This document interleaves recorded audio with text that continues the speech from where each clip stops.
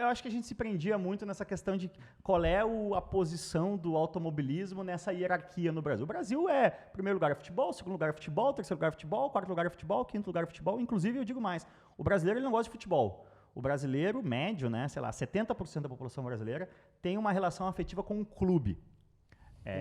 Então, assim, se o brasileiro gostasse de futebol, a final da Champions, que é o melhor futebol que você vai ver, era na Globo, em horário nobre, e dava 30 pontos de audiência. Não dá. O brasileiro não gosta de futebol. E assim, o brasileiro gosta da seleção. Se tá bem.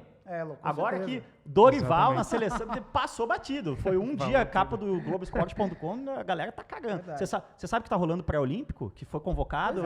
Ninguém sabe, ninguém tá nem aí. Então assim, o brasileiro ele não gosta de futebol. Como dizia o meu pai dizia, eu não gosto de futebol, eu gosto de jogo do Grêmio valendo ponto. Então... tem essa questão do futebol. E assim, o espaço que o futebol ocupa na mídia, no noticiário, é isso, é 80%. E porque é culpa da mídia malvada. Não, cara, é porque é o seguinte, eu me lembro assim, eu fui, para quem não sabe, eu fui head de comunicação da Red Bull no Brasil.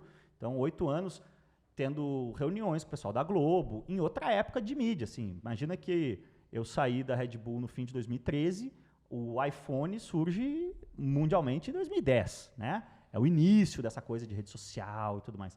Então, assim, eu peguei uma fase ainda que, cara, vamos fazer um grande evento no Brasil. Prioridade número 1, qual vai ser o nosso pacote com a Globo? A gente vai botar isso no Esporte Espetacular, ao vivo no Sport TV, era prioridade total. Hoje em dia, continua sendo muito importante, mas não é mais assim, se rolar, o evento para de pé, se não rolar, não para. Não é mais essa situação de vida e morte, assim. Eu me lembro de fazer uma reunião na época com o Raul Costa Júnior, cara, era o head do Sport TV, um gaúcho gremista, um abraço. E ele, foi bem esse período que, por exemplo, no começo da minha vivência na Red Bull, nessa relação com o Grupo Globo, o programa mais assistido, que mais dava audiência no Sport TV era o Zona de Impacto, que era, lembra daquela época tinha cobertura de esportes radicais e tinha muito essa coisa assim, uma época foi a Dora Vergueiro, outra época foi a Luiz Eltenhofen, era sempre uma menina bonita, num cenário paradisíaco, tentando um esporte radical. Isso era tudo gravado. Isso era a maior audiência do Sport TV. Aí vieram Sport TV 2, Sport TV 3, Sport TV 4 tem hoje. Você começa a ter uma necessidade de conteúdo para preencher. Se um canal são 24 horas por dia, 2 canais são 48, Nossa, 3 canais são 72. E aí eles começaram a colocar campeonato belga ao vivo. Puta, dava mais audiência. Qualquer futebol ao vivo dava mais audiência que qualquer coisa sobre qualquer assunto gravado. E aí a gente começa a ver, e agora com a rede social e tudo mais, se você for ver qual é o grande diferenciador que sobrou para a televisão, seja aberta, seja fechada, em relação ao Netflix, ao YouTube, à rede social, e até isso a televisão está perdendo. Mas o que é? É a capacidade de consolidar uma grande audiência num grande evento ao vivo. Esse é o ganha-pão da televisão hoje. Então, quando você não tem evento, o que você tem no Sport TV numa terça-feira, que não tem futebol? Você tem debate de futebol ao vivo. O Sport TV está ao vivo, é o Redação Sport TV, depois é o Seleção, depois Zezinho Sport TV, mas tá ao vivo. Você tem que estar ao vivo, cara, porque é a grande diferenciação que tem. Então, assim, fomos longe na volta, né? Sensacional. Mas o que eu quero dizer com a fragmentação toda, o que é importante para o automobilismo? É que ele tenha uma audiência engajada que faça ele parar de pé. Nos momentos que tão cedo a gente não vai ter, agora vamos voltar para anos recentes, já nessa realidade fragmentada da mídia. Qual é o segundo esporte do Brasil hoje? Segundo esporte? Boa pergunta. Vôlei.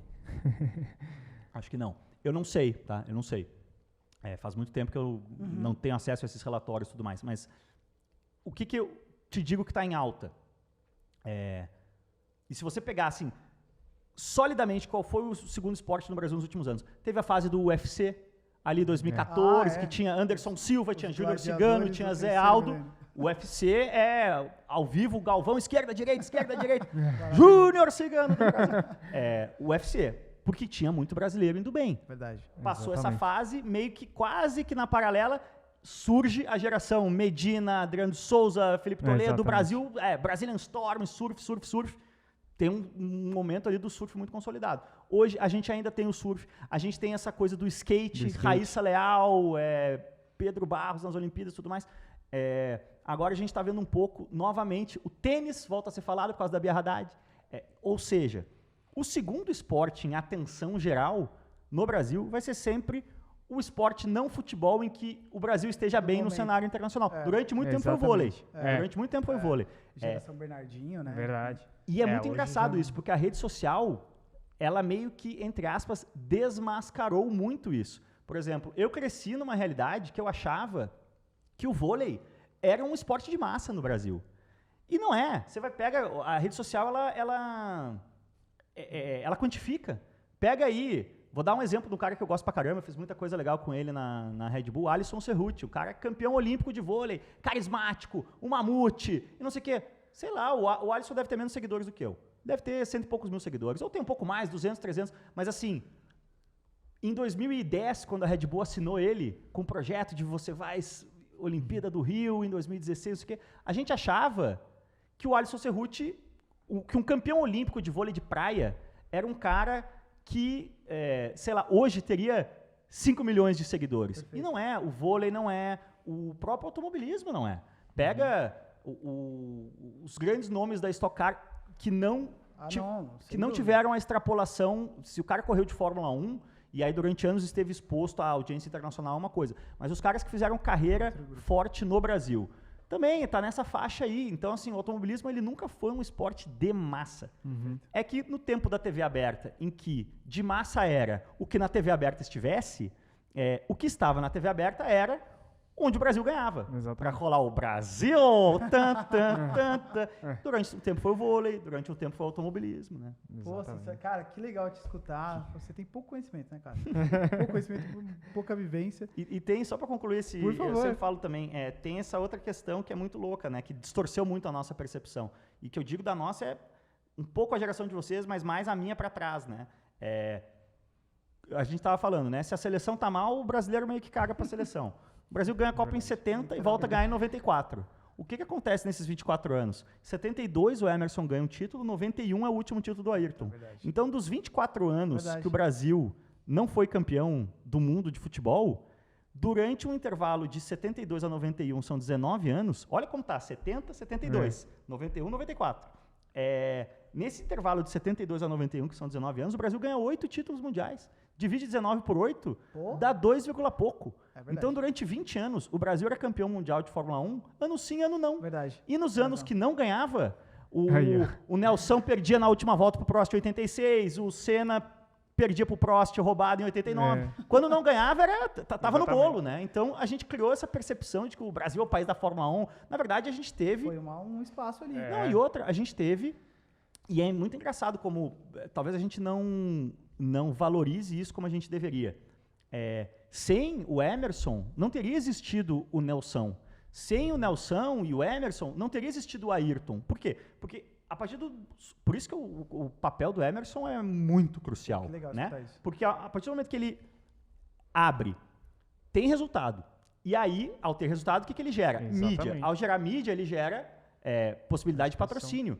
O Nelson só consegue vender o patrocínio lá para Gladson e Arno para correr de Fórmula 3 na Europa por causa do resultado que o Emerson tinha dado. E aí essa é quase que uma passagem de bastão, né? Do Emerson pro Nelson, do Nelson pro Ayrton. Cascata que vai pegando os pontos positivos por um resultado...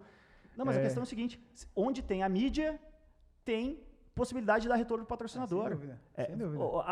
O Brasil foi tendo essa geração, sempre tinha brasileiro no grid, porque, olha como é nítido, assim, o Ayrton morre em 94, cara, ainda tinha ali em 94, os brasileiros do grid eram o Ayrton, o Rubens, o Christian, acho que o Moreno na Forte Corse, alguma coisa assim, ou isso é bem depois? Não, é bem depois.